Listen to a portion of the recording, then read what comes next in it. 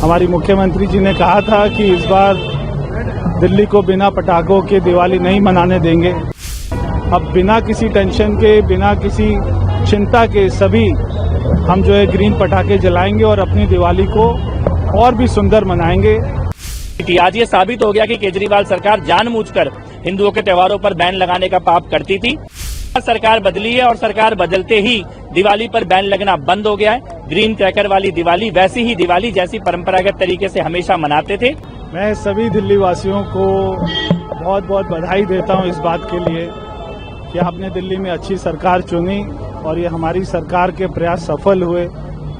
हमारी मुख्यमंत्री जी ने कहा था कि इस बार दिल्ली को बिना पटाखों के दिवाली नहीं मनाने देंगे। सुप्रीम कोर्ट ने भी हमारे प्रयासों को सराहा है और दिल्ली में जो सरकार द्वारा प्रदूषण को खत्म करने के लिए कदम उठाए हैं, तो सुप्रीम कोर्ट ने भी आज, मैं उनके सुप्रीम कोर्ट के फैसले का स्वागत करता हूं। बहुत ही अच्छा फैसला दिल्ली के लोगों के लिए आया है। अब बिना किसी टेंशन के, बिना किसी चिंता के सभी हम जो है ग्रीन पटाखे जलाएंगे और अपनी दिवाली को और भी सुंदर मनाएंगे। पिछले सालों में चिंता रहती थी, कोई ऐसा लगता था पटाखे जलाते हुए जैसे क्राइम कर रहे हैं, क्योंकि केजरीवाल जी ने पटाखों पर बैन लगा दिया था। दिवाली पर पटाखे नहीं जलाएंगे, जो इतने वर्षों से, हम जब से पैदा हुए तब से हम ये देखते हैं कि दिल्ली में दिवाली ऐसे ही मनाई जाती है, देश में दिवाली ऐसे ही मनाई जाती है। मगर जैसे ही आम आदमी पार्टी की सरकार आई थी, केजरीवाल ने प्रदूषण को और बढ़ाने का काम किया और केजरीवाल ने पटाखों पर बैन लगा दिया।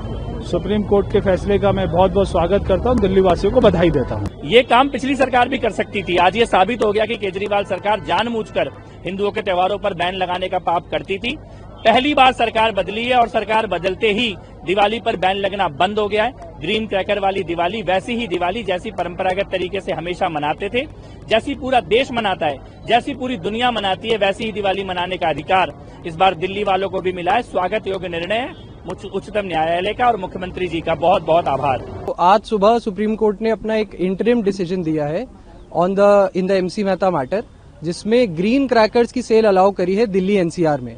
इसमें कुछ रिस्ट्रिक्शंस भी हैं, क्योंकि टाइमिंग का रिस्ट्रिक्शन है। सुबह 6 से 7 बजे, शाम को 8 से 10 बजे, इस दौरान ही लोग क्रैकर्स यूज कर सकते हैं। और उसके सिवा कोर्ट ने एक इम्पोर्टेंट बात ये बोली है कि सिर्फ ग्रीन क्रैकर्स ही अलाउड हो।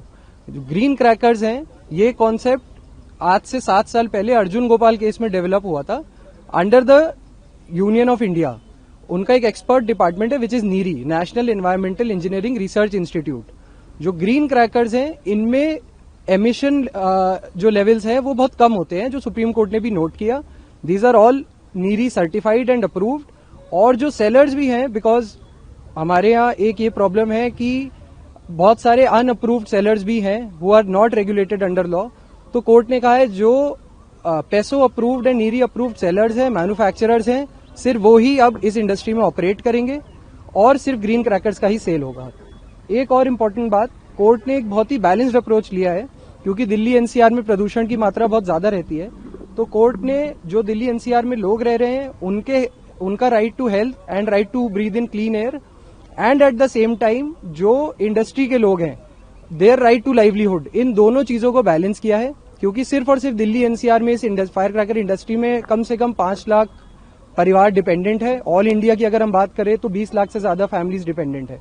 कोर्ट ने एक बैलेंस्ड अप्रोच ली है कि लोग फेस्टिवल भी सेलिब्रेट कर सकें, जो इंडस्ट्री के लोग हैं उनका लाइवलीहुड पे भी प्रॉब्लम ना आए, and at the same time जो प्रदूषण की मात्रा है वो कम हो।